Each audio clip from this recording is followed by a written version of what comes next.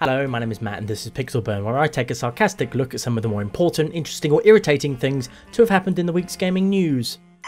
The most fascinating thing this week, for me at least, was the huge chunk of leaked footage and other information for Legacy of Kain Dead Son, a sequel of sorts to the classic Legacy of Kain series, albeit with none of the original cast, that was being developed for Xbox 360, PS3 and potentially PS4. That is until publisher Square Enix pulled the plug on it 3 years into development, allegedly because it wasn't predicted to meet their sales projections. Presumably the same kind of projections that expected Hitman Absolution and the Tomb Raider reboot to each sell between 5 and 6 million copies within 4 weeks of their release, then branding them as failures when they only shifted 3.5 million each.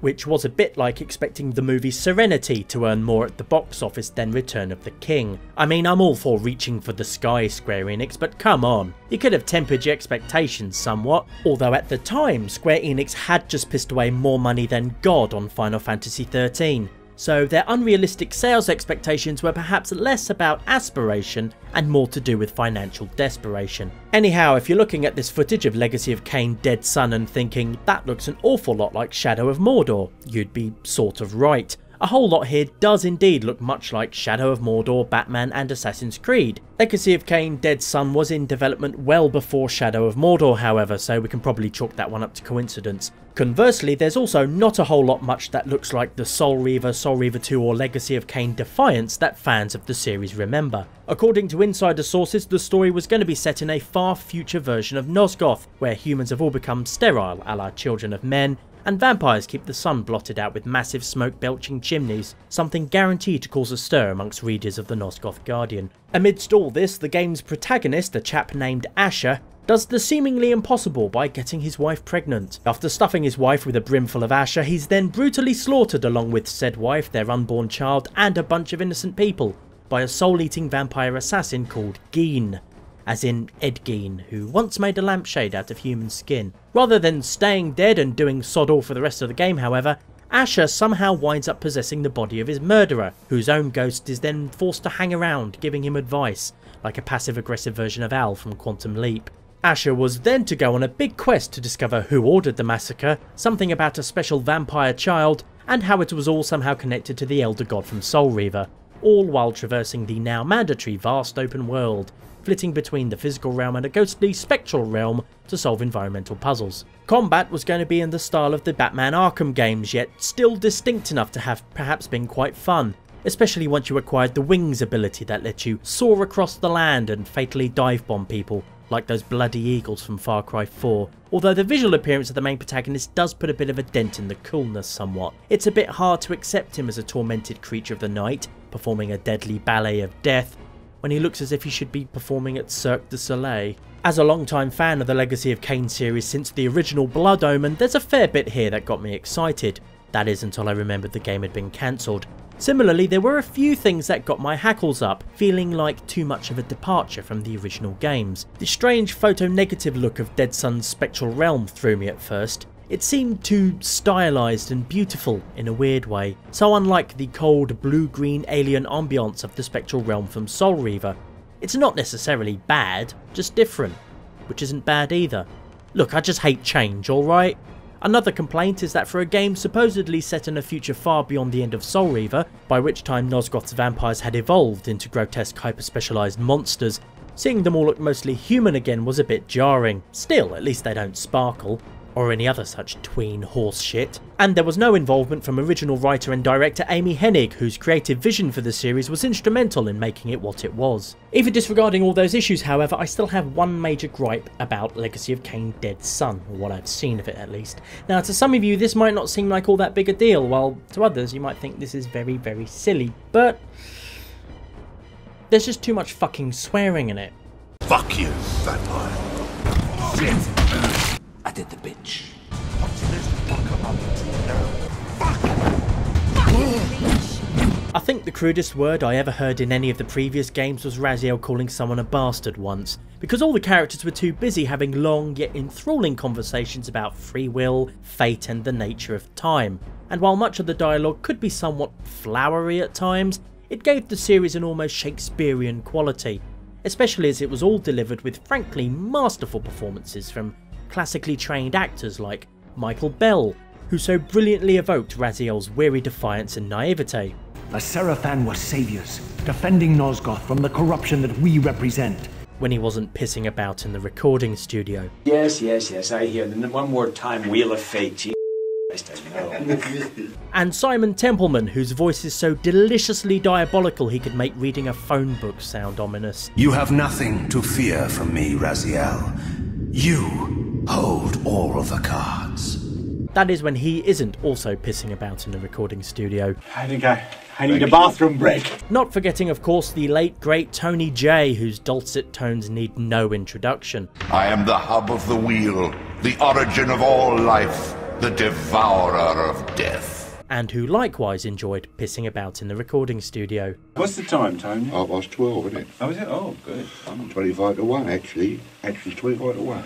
Despite my complaints, it's still fascinating to see the Legacy of Kain sequel that could have been, had Square Enix not got cold feet and bloody well cancelled it. And not all of the game got the chop. Dead Sun was also going to have a team-based competitive multiplayer mode, which was the only thing to survive the cancellation. You might know it by the name Nosgoth, which features many of the assets originally created for Dead Sun and is rumoured to be a test to see if the franchise can still sell. As for whether Dead Sun would have been any good, well, it could have been, but you'd have to be some sort of time wizard to know for certain. From cancelled games now to games in development, as a certain Mr. Kanye West revealed in an interview this week that he's working on a video game. Don't believe me? Here it is from the man himself. So right now I'm working on a video game for only one, and the idea is it's my mother going through the gates of heaven, and you got to bring her to the highest gates of heaven by holding her to the light. And you know, we've been working on it for like 6 months. So. Which is pretty much all anybody knows right now, and while your initial reaction may be to groan with despair or laugh because lol, Kanye's being goofy again, I'm actually quite interested in this. No, seriously, I am. No jokes, no snarky comments, no sly winks to the camera. More power to him, I say. Not too much, obviously. No one man should have all that power. For starters, it sounds like a deeply personal project to him, what with it being about his mum and all that. So it's unlikely to wind up a crass, exploitative microtransaction jamboree for idiots like that game his wife put her name to. And as game concepts go, it sounds pretty intriguing, with a good scope for interesting puzzle mechanics as well as narrative exploration of themes like love, forgiveness, mortality and faith. It could end up looking like acclaimed indie puzzle platformer Closure, in which you manipulate light sources to change the environment. Or maybe something similar to Ico, or Eco, or however the fuck you pronounce it. You know, something in which players would take a more hands-on approach to guiding Kanye's dear old mum to the bosom of the Lord. You see, if some latte-sipping hipster twonk with a stupid hat announced a game like this, the games press would be falling all over themselves to hail it as the next big thing in video games. But because Kanye West is making it, or rather paying others to make it for him, everybody has to have a sneering old chuckle and make quips about stage invasions instead. Some naysayers may be surprised to know that this is not the first time Kanye West has dabbled in making a video game. In fact, if it wasn't for games, Kanye West might not even be making any music. According to an interview with men's magazine Details, Kanye once tried his hand at coding a Super Mario Bros. Clone in which the Goombas were all ghostly vaginas and Mario was a walking penis with eyes. Which as game ideas go isn't the worst I've ever heard. In fact, if you gave it retro style pixel art and entered it into the Independent Games Festival, it'd probably sweep every award going. And if it didn't, then Kanye would just invade the stage anyway to explain why Beyonce's game should have won. Actually, I'd pay good money to see that. And finally onto the triumphant return of some games that were once thought lost, with the release this week of Homeworld Remastered, Gearbox Software's restoration of the space-based real-time strategy classic Homeworld and its narratively inferior sequel Homeworld 2, which came out this week to generally positive reviews and much excitement from Homeworld fans. Including me, so much excitement in fact that I went ahead and bought it, despite trusting Gearbox about as far as I can throw their CEO Randy Pitchford. I'm not saying he's fat or anything, he's not, but I'm just too scared to go near him in case he steals my wallet and tries to outsource another terrible Aliens game with it. My quick capsule summary of it so far is that, where it counts, it's very much the Homeworld I remember. The work that Gearbox have done on the sound in particular is for the most part excellent, particularly the music and voice work. The hand-drawn cutscenes too have been remastered from their original drawings, and the result is superb, finally letting players see all those fine details originally lost to the vagaries of video compression in the 90s. Finally, the art direction still holds up even after all these years, and while there's only so much Gearbox could do with ship models, the new texture work is very good. It's not all supernovas and stardust, however. The remastered Homeworld 1 now runs on the same mechanics as Homeworld 2, which change quite a few things and not necessarily for the better. Formations are inconsistent and fall apart as soon as combat begins. Some orders, like the ever hilarious kamikaze option, flat out don't work, and I've encountered a number of bugs that, while not completely ruining my experience, have taken some of the joy out of it. Mission 8 in particular, which was a desperate and hellish siege in the original, was a walk in the park in remastered because of a scripting error that made nearly every enemy ship sit around doing fuck all. More than a few such bugs have cropped up in my playthrough so far, but on the plus side, Homeworld Remastered also includes the original unremastered Homeworld and Homeworld 2. So if you're a stickler for that 100% authentic experience, then this collection is worth it for that alone. Particularly as they were never made available to buy digitally, forcing you to scour eBay and car boot sales instead. Unless you're me, of course, because I've still got my original discs. Wait, shit. Why did I buy the remastered version then?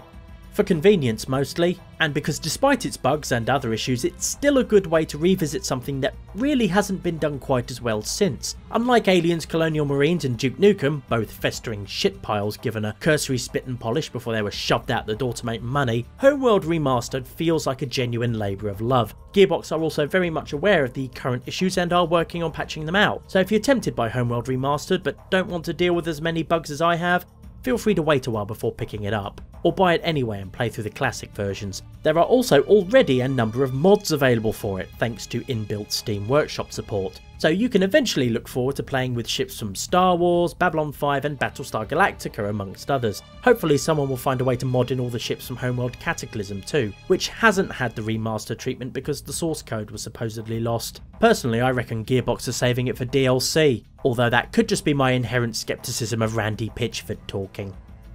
That's all for this episode of Pixel Burn. If you liked it, please do let me know, and let your friends, family and Kanye West know as well. At the very least, I hope you found it tolerable. If you didn't like it, however, then you're probably a sales executive from Square Enix. Until next time, you can go now.